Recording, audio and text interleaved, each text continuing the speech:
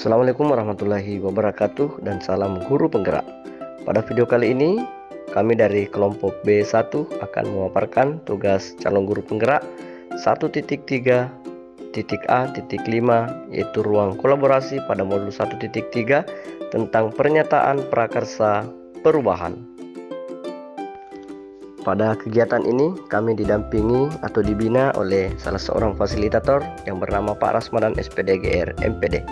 Kemudian, izinkan kami memperkenalkan anggota kelompok kami. Yang pertama, saya Tahmil SPD MPD dari SMA Negeri 1 Samaturu selaku notulen. Saya Joharni Hasbar SPD AUD dari TK Negeri Pembina Ngetambaga. Saya atas nama Hamjan SPDI dari SMA Negeri 1 Tangge Tada. Saya Dedi Swandi SPD MSI, calon guru penggerak Angkatan 10 dari SMK Negeri 10 Kolaka. Pada kesempatan ini, saya bertugas sebagai presenter. Saya Asmiati SPD dari SD Negeri 1 Lambolemo. Dalam diskusi kali ini saya bertugas sebagai pemberi tanggapan. Bismillahirrahmanirrahim. Assalamualaikum warahmatullahi wabarakatuh. Perkenalkan, nama saya Regista Purnamasari SPD GR. Saya berasal dari SMA Negeri 1 Latambaga. Pada kesempatan ini saya bertindak sebagai moderator. Adapun visi dari masing-masing anggota kelompok kami, yaitu yang pertama, Tahmil mengusung visi yaitu mewujudkan murid yang memiliki profil pelajar Pancasila dan siap menghadapi perkembangan zaman. Kemudian yang kedua, Pak Dedi Swandi, yaitu visinya pemimpin pembelajaran yang mampu menggerakkan pencapaian prestasi siswa berlandaskan profil pelajar Pancasila. Dan yang ketiga ada Pak Hamjan, mengusung visi yang berbunyi melahirkan generasi yang berprofil pelajar Pancasila. Selanjutnya ada Ibu Asmiati, di mana visinya berbunyi mewujudkan peserta didik yang berakhlak mulia, berkarakter dan berbudaya, serta cakap dalam teknologi. Dan ada Ibu Regista, di mana visinya berbunyi mewujudkan peserta didik yang berakhlakul karimah, cerdas, kreatif, dan inovatif. Dan yang terakhir ada Ibu Joharni Hasbar, di mana visinya mewujudkan peserta didik yang berakhlak mulia, berkarakter, dan berbudaya. Dalam merumuskan prakarsa perubahan, kelompok kami menggunakan metode ATAP, yakni yang pertama adalah aset.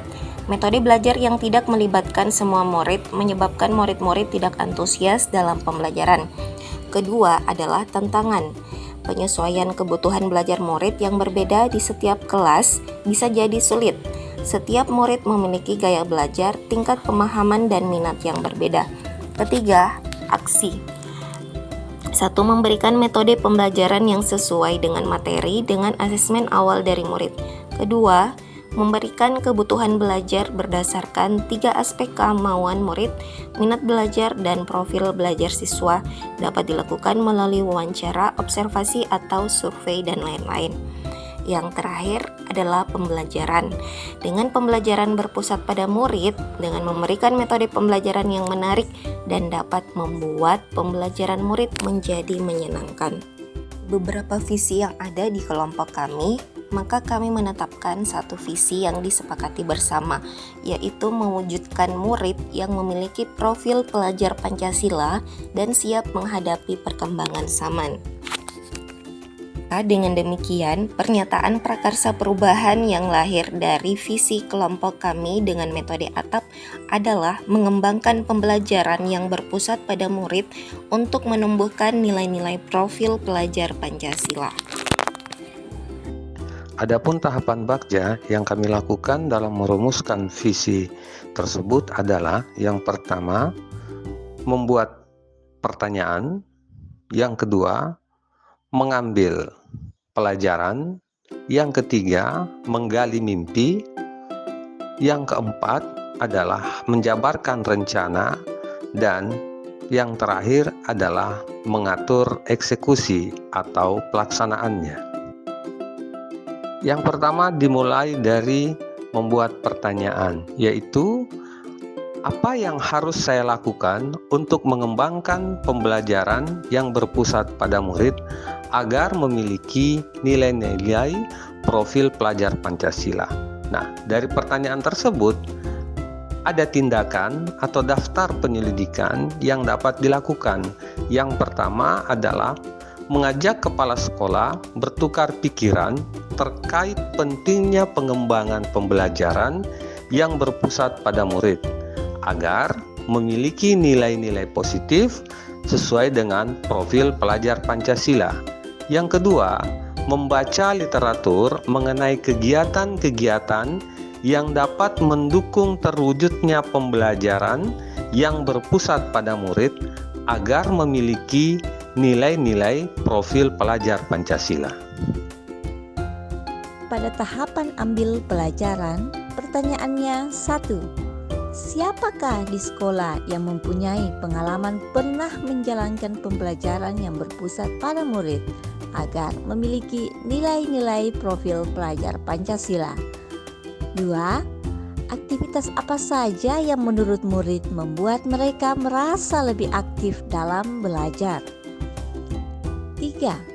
Situasi apa yang dapat kita lihat dalam pembelajaran yang mendukung keaktifan murid?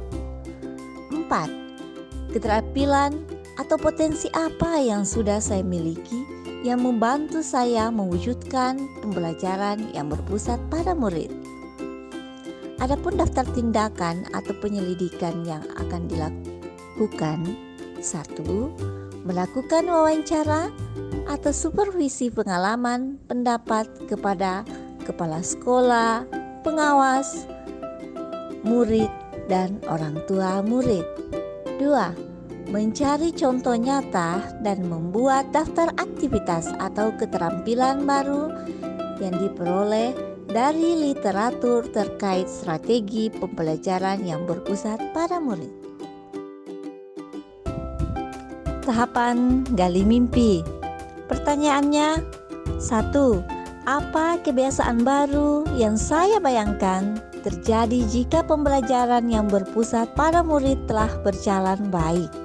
2. Bagaimana perasaan murid jika pembelajaran yang berpusat pada murid telah berjalan dengan baik?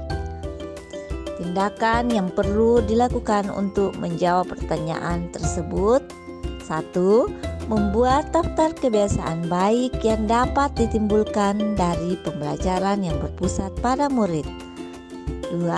Membuat refleksi pembelajaran atau disebut dengan 4F. Tahapan jabarkan rencana. Pertanyaannya: 1. Apa langkah yang paling sederhana atau langkah pertama yang bisa dilakukan untuk mengembangkan pembelajaran yang berpusat pada murid? 2. Apa langkah terobosan yang bisa dilakukan untuk menguatkan pembelajaran yang berpusat pada murid? Adapun tindakan yang perlu dilakukan untuk menjawab pertanyaan tersebut: 1. Membuat asesmen awal pembelajaran. 2. Menyusun perangkat ajar yang merujuk pada pembelajaran yang berpusat pada murid. 3. Melakukan praktik baik penggunaan metode strategi pembelajaran yang berpusat pada murid.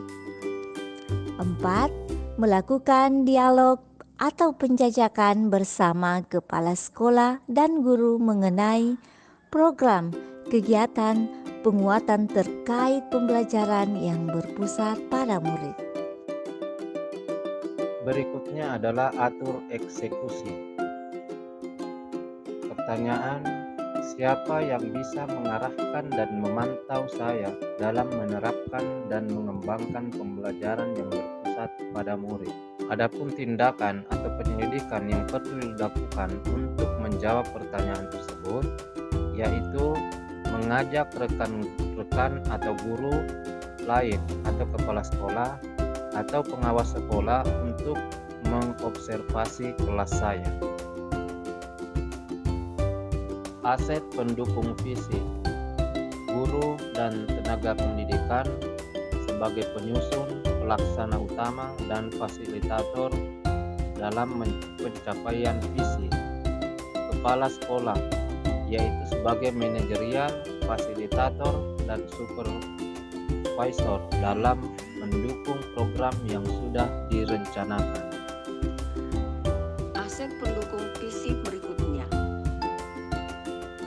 yaitu murid, di mana murid menjadi sarana utama dalam pencapaian visi.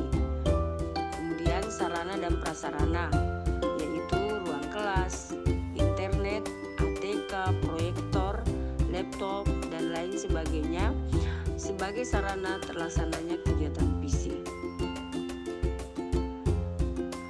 Kesimpulan dari alur berpikir dalam mengelola perubahan menggunakan pendekatan inquiry apresiatif yaitu 1. Merumuskan visi yang ingin dicapai. 2. Visi tersebut diturunkan menjadi prakarsa-prakarsa perubahan. 3. Gunakan bagja secara kolaboratif untuk mencapai visi tersebut. Demikian pemaparan dari kelompok kami. Terima kasih. Salam sehat, salam bahagia, salam guru penggerak.